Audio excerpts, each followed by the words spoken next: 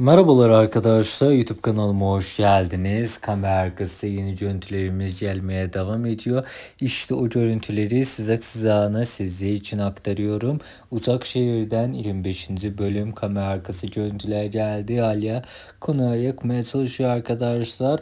O görüntüleri sizler için aktarıyorum. Sizler de neler düşünüyorsanız yorumlarda yazabilirsiniz. Yorumlarınızı, sorularınızı seve seve okuyup yanıtlayacağım arkadaşlar. Birbirinden harika, birbirinden dolu dolu görüntüleri sizler için paylaşıyorum. Sizler de güzel görüntüleri seviyorsanız yorumlarda yazabilirsiniz. Nara hastaneye geliyor arkadaşlar. Sadakat'in arabasıyla işte görüyorsunuz, kameralara böyle yansıdı, anında sizler için paylaşıyoruz arkadaşlar. Sizler de kanala abone olup bildirim zilini aktif ederek tüm paylaşımlardan işsiz haberdar olabilirsiniz.